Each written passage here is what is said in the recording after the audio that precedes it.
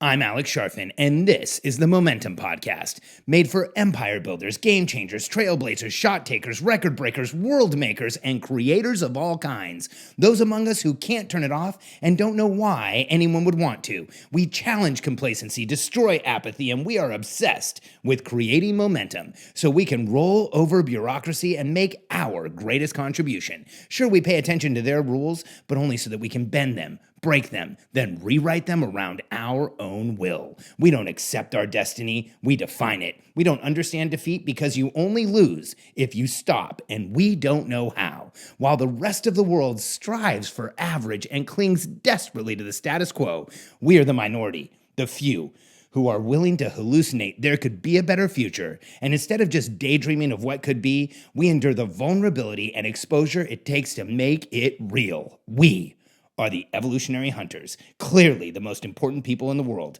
because entrepreneurs are the only source of consistent, positive human evolution, and we always will be. Embrace awkward.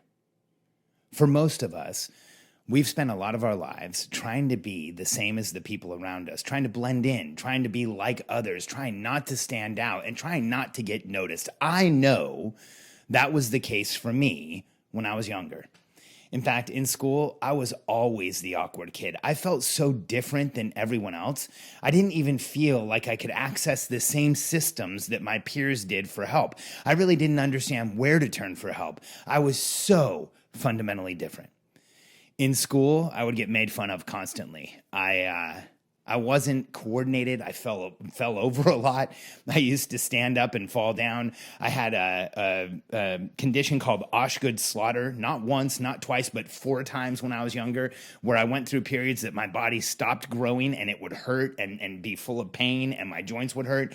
And then rather than stop growing completely, it would grow incredibly fast. So I would grow inches in months, and that would hurt and cause pain and keep me completely awkward and uncoordinated. I remember in school when we did the presidential physical fitness test, I came in last place out of a class of 32 people with boys and girls in 3rd grade. And it made such an impression on me, I remember it today. I remember being ridiculously and uncontrollably awkward. I didn't know how to make things better. You know, today I get called to travel around the world and speak on stages and influence people.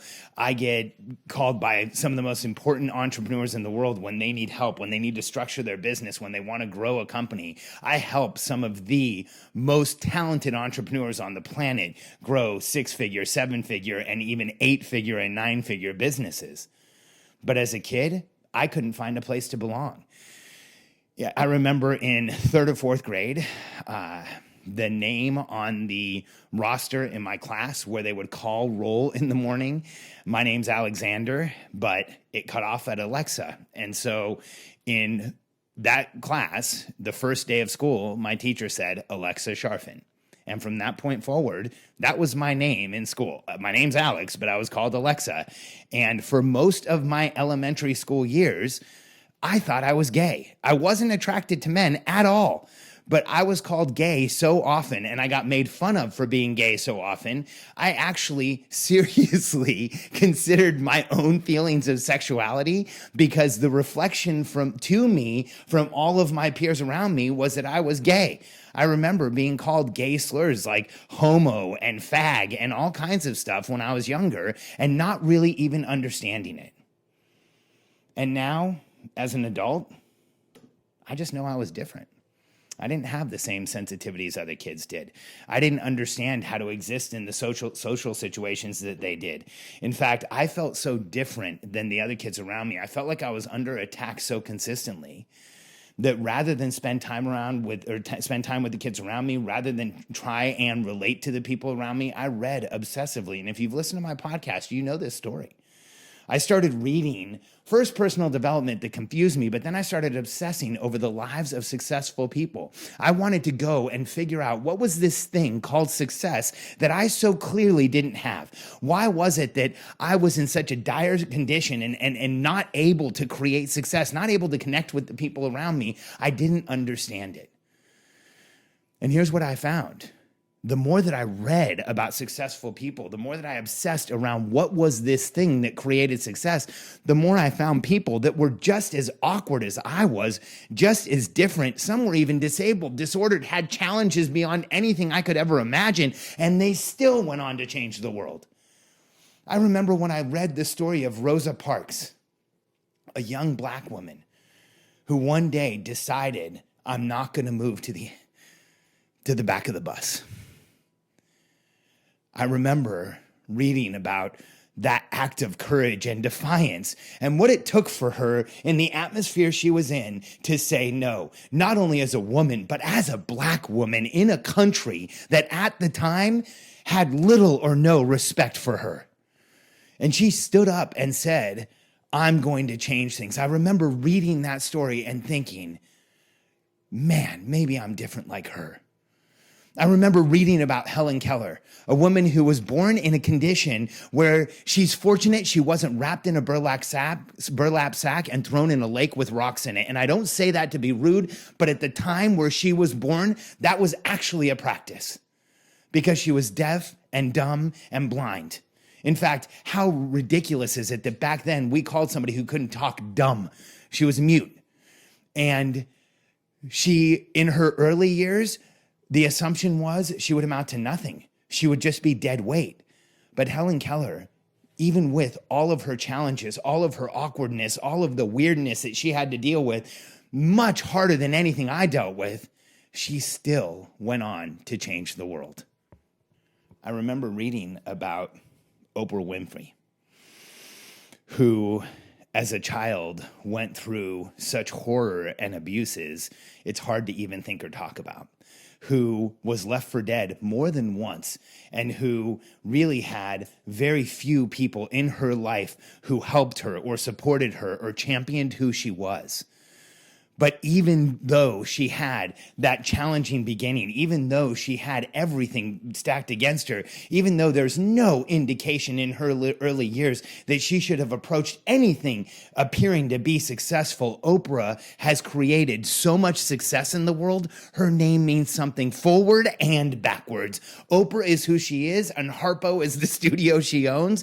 And she is extraordinary because she has on her own fought back that awkward beginning, those challenges as a child, and gone on to be one of the most famous women in the world and one of the most influential people on the planet. And as I went on and continued in life, it wasn't just reading about successful people. I actually had this incredible opportunity to spend time around successful people more and more, especially in my early career. I remember being around people who were successful and had created massive companies and who employed hundreds, sometimes thousands, sometimes tens of thousands of people, being around people who move the world around like puzzle pieces. And when I first got close to them, I expected to see this incredible difference between them and the rest of the world. And you know what? I did. They were freaking awkward and eccentric and different and unique. And they didn't talk like everyone else or walk like everyone else or show up like everyone else. In fact, they had unique beliefs and processes and systems and ways of looking at the world.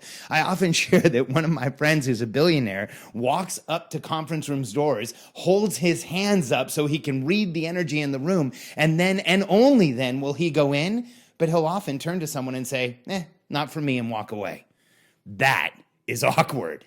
And what I realized as time went forward, and what I've realized today, is that initial feeling of being different, that awkwardness, that separation I felt, was in actuality the very condition that makes us unique, and that allows you and I as evolutionary hunters to go and change the world, because no one who has been average has ever gone out and changed the world. No one who is like everyone else has ever made a difference in this world. And no one who played it safe, was like everyone else, who chased trends, who cling to the status quo, who strives for average, has ever left their dent in the universe. And what I found was, by being around massively successful people, was that being awkward may just be what makes us successful. In fact, when you look at the term awkward or eccentric or different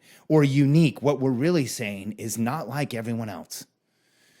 And while it's difficult, especially when we're younger or as young entrepreneurs, to embrace how different we truly are, I want you to know that it's that difference, that awkwardness, that eccentricity that makes you exactly who you are in this world. And it is those things that will create the success that you've always wanted.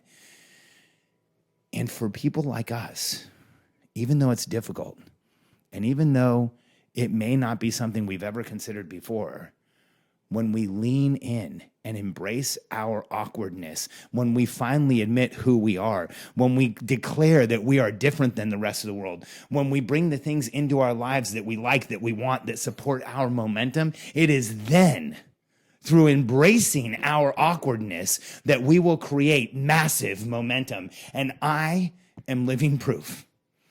Because as a speaker, as an entrepreneur, as a consultant, I've always been successful.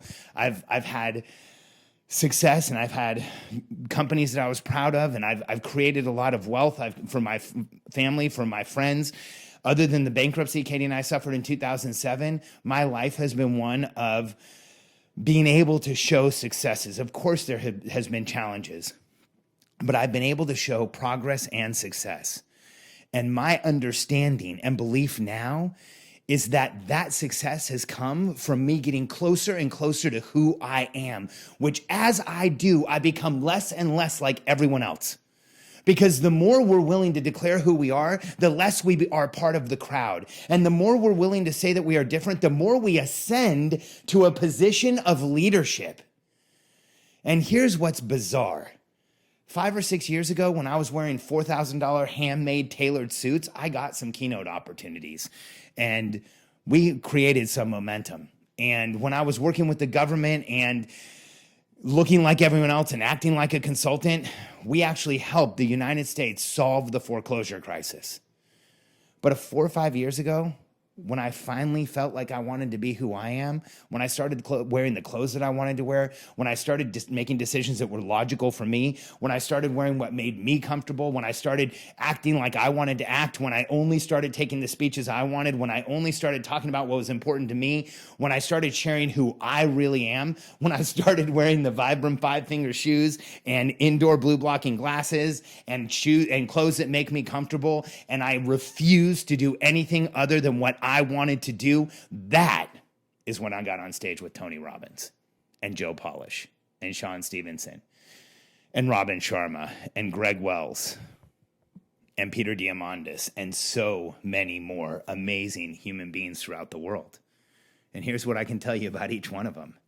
They are just as different and awkward and as eccentric and as unique as I am. And every one of them embraces it. I know it's a weird way to look at things, but as an entrepreneur, the more different you are, the more eccentric you are, the more you allow yourself to be who you truly are, the more the world will see you as someone who should be followed, the more the world will listen, and the more people will actually hear you. Because the problem for most entrepreneurs that are trying to be heard today is that there is so much noise, your message isn't cutting through. But when you embrace who you are, how different you are, when you start talking about it, when you let people know what really is going on for you, you will attract the people you're supposed to be connected to. I'm pretty sure that 5 years ago, if I had told everybody I was going to stop wearing suits, wear casual clothes all the time, buy a closet full of black t-shirts, and start talking about the entrepreneurial personality type, everyone in my life would have told me I was crazy. But it was within a year of doing that I was on some of the most important stages in the world, having dialogues with people I could never get close to before that. I did that through embracing who I am, how awkward I am, how different I am, and how eccentric I am. And you can too. Embrace who you are, embrace your awkwardness, let the world see it, stop being afraid, and you'll be shocked at how the world around you shifts. It's crazy how many entrepreneurs who are at the end of their careers call back to those at the beginning and say things like, show the world who you are, stop hiding, stop acting like someone else, be transparent, be vulnerable, be real. The messages are there because it will help you create the world you really want around you, and it will help you create the success, the momentum, and the impact you've always known you should. Embrace being awkward.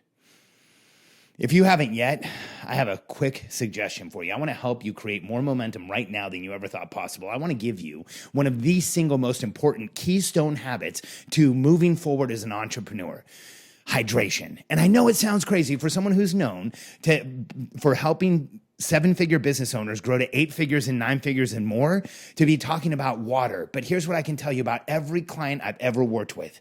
We start with hydration because it is a gateway to success. And you heard me say that right. Water is a massive gateway to success. In fact, the reason I start with all of my clients on hydration is if we can improve their hydration habits, we get leverage everywhere. Their food digests better. Their supplements absorb better. They have more focus and awareness during the day. They're capable of more. They can do more. And I want all of that for you right now. So don't avoid this suggestion. In fact, I want you to reveal to yourself and awaken to yourself your natural thirst instinct, maybe for the first time. Thousands of entrepreneurs have taken our 10-day natural thirst challenge. Are you ready? Go to getthirstynow.com. Again, getthirstynow.com. And here's what I can commit to you. If you follow the process in the videos, which are absolutely free and only take a few minutes to watch, within 10 days, you will be drinking more water than you ever thought possible, and you may experience some massive changes in your body like a lot of the other participants. In only 10 days, we've had people eliminate joint pain, eliminate migraine headaches, lower their blood sugar, eliminate insomnia, sleep better, wake up more rested, feel better in their workouts, expand their capacity for aerobic exercise, and more.